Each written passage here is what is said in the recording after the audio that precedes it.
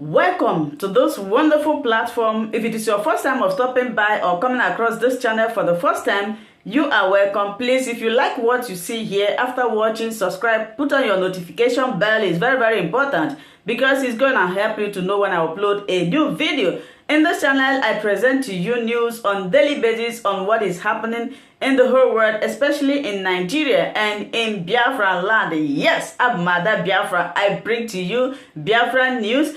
So before I do that, what I always do is that I analyze it and I sit down there to watch the video together with you. Then we'll come to the comment section to talk about it. Of course, everybody is entitled to his or her opinion. That is why the comment section is there for you to contribute, leave your ideas, your thoughts, your belief about the videos that you have watched. Please, as we are doing this, let us do it constructively. As we hop into today's video, remain blessed. I appreciate all of you. I appreciate your massive support in this channel. As who are native to a land who understand better. When we look at it through that perspective, the government's decision, the federal government's decision to focus on rehabilitation, is that to do with culture over strategy? It's not well thought out, I have to say. I will always call for a country that functions for everybody, that is equitable, just, and of course accessible in terms of all the goodies of the country. But when it comes to the de-radicalization of some people, you need to ask the question, who are those de-radicalized already? That's a question. There's a key conversation here. It's about the faith of the people. It's about what they believe is right. Between 1979, when there was a battle against Russians, by the Mujahideens that transmuted to become the Taliban, officially recognized as such in 1996, there's never been any moment where they had a discussion about turning over a new leaf, and they did. Let's say this. We had a kind of pact signed by the American government April 2020, so that people, particularly the American army, will leave Afghanistan and the Taliban will behave themselves. Between that time of April 2020 and now, 3,000 people have been killed. 62% of those are from Afghanistan. The picture is, I've gone there to tell you that people have been radicalized into an ideology. People have tasted blood and the benefits of pilfering and all forms of illegality. It will be difficult. And let's come to the home front and talk about it. One of the things that people fail to talk about is what form of religion do we practice? Because don't forget, let's not deceive ourselves. There's a religion at the center of this. Conservatism, extremism is tied to a religion. So what form of religion do we practice in the region of the country where insurgency is prevalent? Is Islam. One. Secondly, what have the governors of those states done to prevent the rise and the tide of radicalization? Little or nothing. The country was on. Are you hearing that? What have the governors done?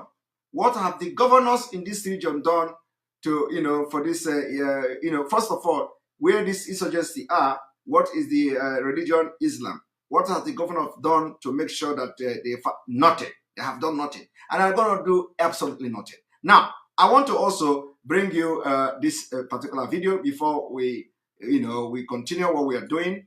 One moment.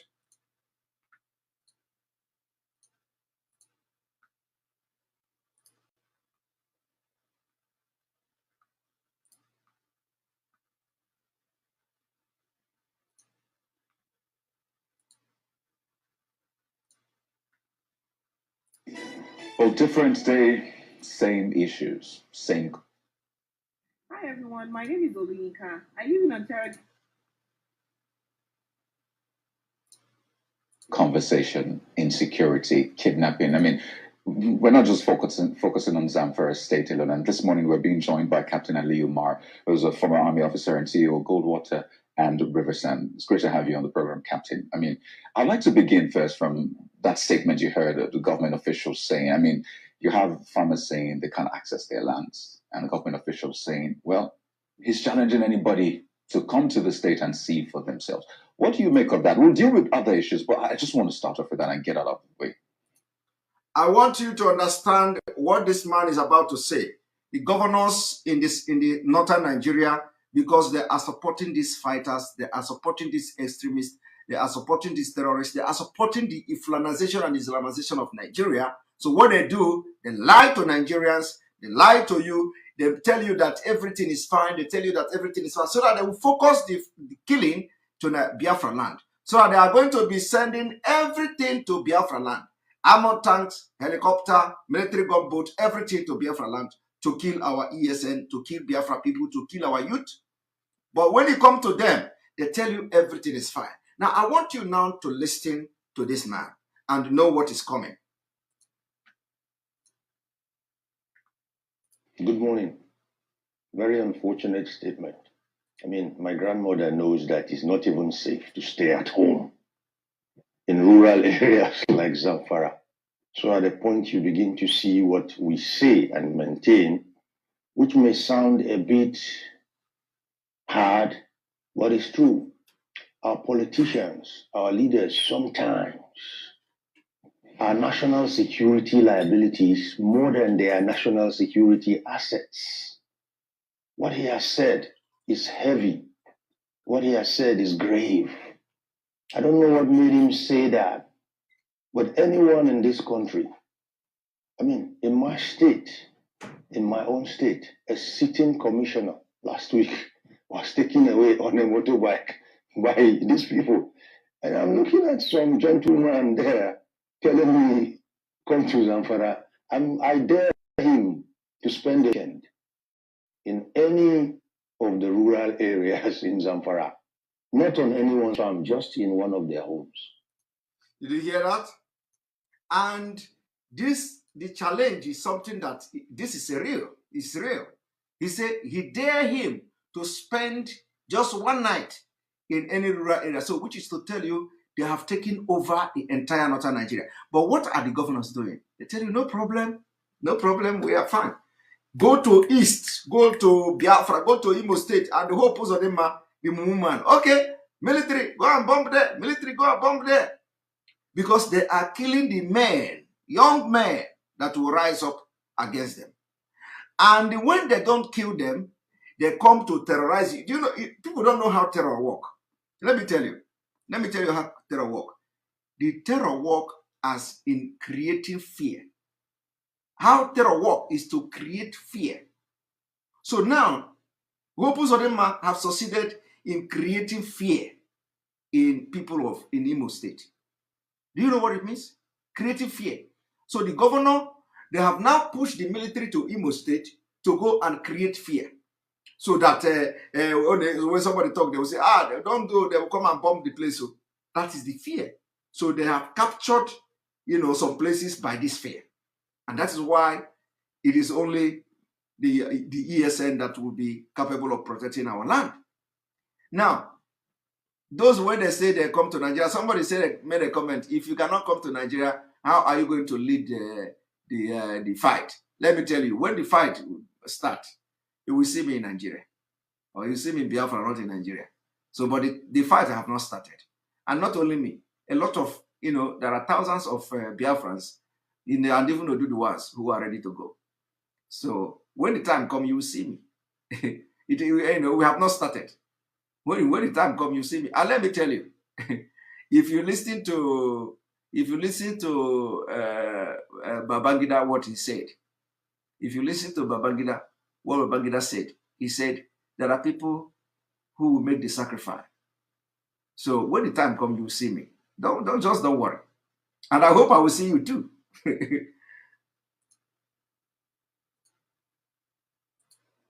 So that statement was unfortunate. Sometimes silence is golden here. Well, perhaps he is speaking, from the perspective of what our security officials are doing. The army, of course, is very active in these areas, and security apparatus of government have been, greatly dispensed in these areas. Perhaps he's speaking from that perspective as to what our security operatives are doing, risking their lives on a daily basis in those communities. Let me tell you what our security operatives, the army, the police, the DSS, just name them. Let me tell you what they're doing.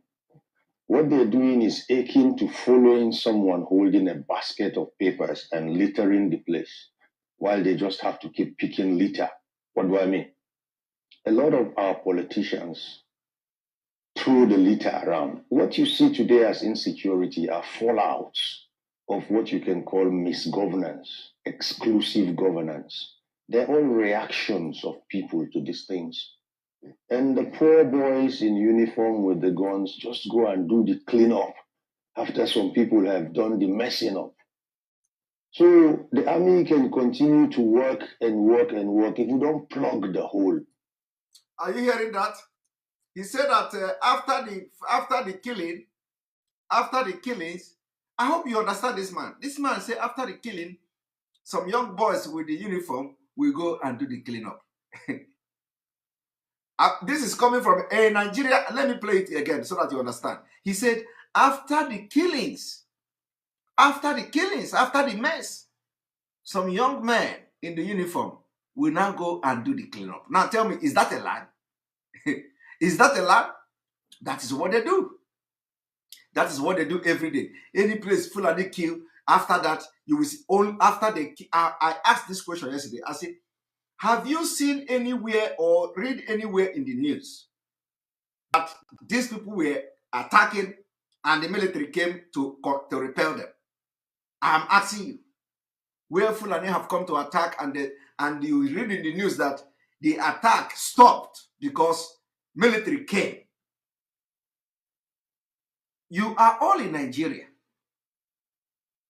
Huh? You are all, I am asking you, you are all in. Have you ever, in all the killings, both in southern Kaduna, in Agato, in Biafra land, in Oduduwa land, in Middle Belt, all the killing, have you ever heard that Fulani came to a village and in the process of killing, they were repelled by the Nigerian military or Nigerian police? I want you to answer me. And if you see any news like that, come and tell, bring it. But I'm telling you now, you can never ever see any news like that. The only news you see of repelling is Boko Haram. And when the army repel Boko Haram, is not when Boko Haram want to attack a village. No. It's when Boko Haram want to attack them. I am telling you. When Boko Haram want to attack the military formation, that is when you will always hear that Boko Haram came and they repelled them. You have never heard where they are actually taking the war to fight Boko Haram and Boko Haram repelled them. Okay? It is always Boko Haram bringing the war. Somebody say at Ekpa. I don't know what the person means. Nnamdi, can you explain? So so Boko Haram will always bring a war to the Nigeria army. But my point here is that I want you to listen to this man. He said that what has been happening is that when after the killing, the men in uniform will now come to clean the mess. So, and once that killing is done, they sweep it under the carpet. Till today, there is nobody anywhere in Nigeria that has been sentenced for killing. Fulani have been sentenced for murder, sentenced for killing people in their farm, sentenced for chopping off head, sentenced for Agato, sentenced for Ebonyi State, sentenced for Enugu State, sentenced for Anambra, sentenced for Oduduwa, sentenced for Oyo State, sentenced nowhere in those states. You can never see any Fulani man say that they have been sentenced, this person was sentenced to death, sentenced to this, sentenced to that, for killing and committing terrorism. For terrorism. You can't. But let me tell you, you see that Nnamdi Kanu is their custody. What is the crime? Fighting for self-determination. Self-determination has become, or have been, they have included self-determination in Terrorism Act. So when you fight for freedom, they say you are a terrorist. We hear the people that they want to proscribe Oduduwa freedom fighters group. But they are yet to discuss the prescription of herdsmen. Because Sultan of Sokoto is the patron, grand patron. Grand patron. Sultan of Sokoto is the chairman of board of trustee of Meete Allah.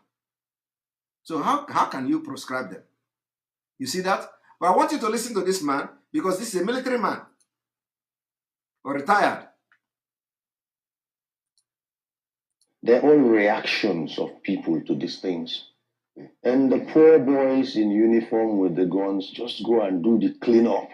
You see, the poor boys with the uniform and the guns will just go and do the cleanup. Let me play it again. Misgovernance, exclusive governance. They're all reactions of people to these things. And the poor boys in uniform with the guns just go and do the cleanup after some people have done the messing up. You see, after some people have done the messing up, the poor boys in the uniform, which is your brothers, some of them in uniform, they will go and do the cleanup. You see, they will never fight against the people that came or that come to kill the people. They will always go after they must have done the mess to clean it up. So the army can continue to work and work and work. If you don't plug the hole, there will always be water on the ground for you to mop. And eventually they will be overwhelmed. But when it got... You see, you don't plug the hole, there will always be water on the ground. Now, let me tell you, who are in charge of the army? The caliphate. So how do you think that there are going to be proactive action against the people who come to kill the people? They can never. Because their main agenda is to make sure they use the military to suppress everything. That is the reason why in Jos, Monarch cried that he was telling the army to go and save his people. Army say, we didn't get order to attack and kill the Fulani. Are you even aware of that?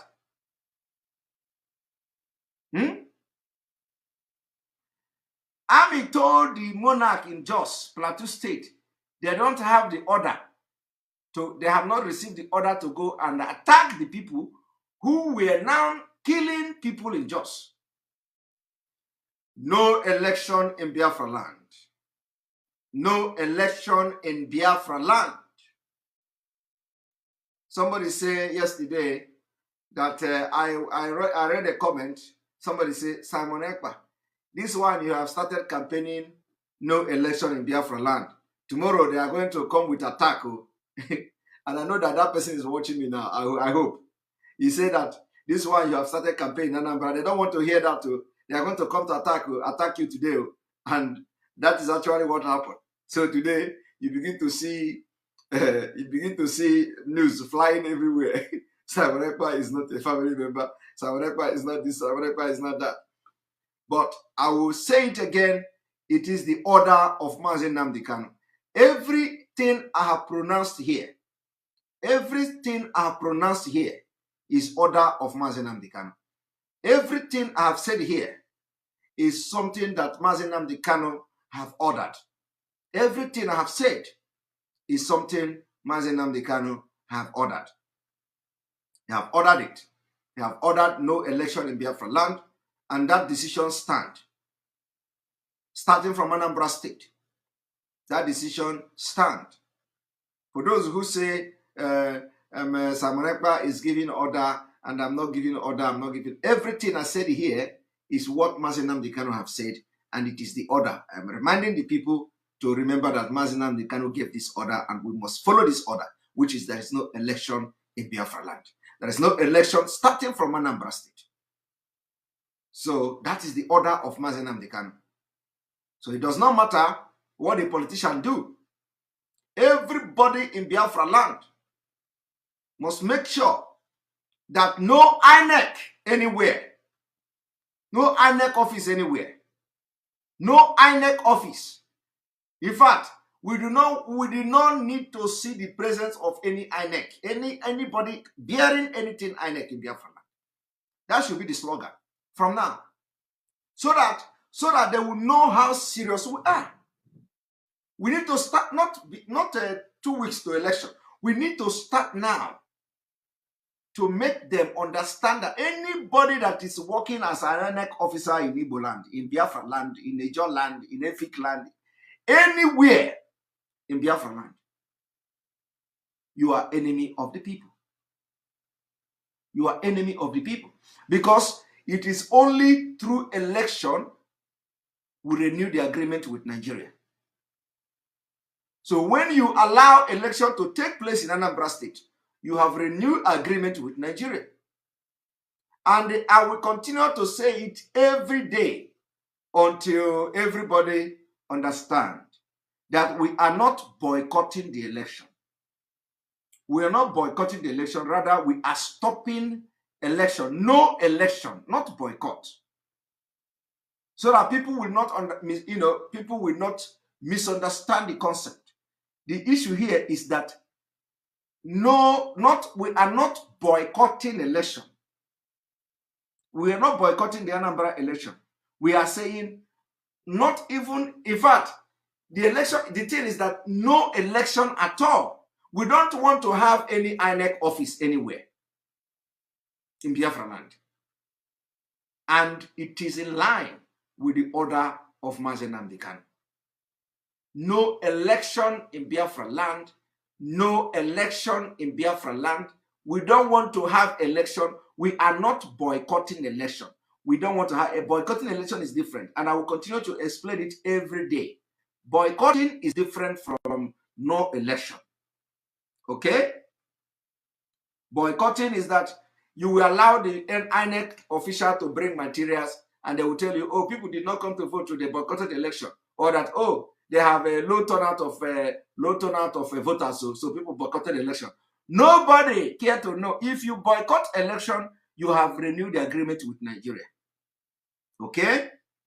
You have renewed the agreement with Nigeria because at the end of the day, they are going to Abuja to announce somebody that the person is the winner of Anambra State election.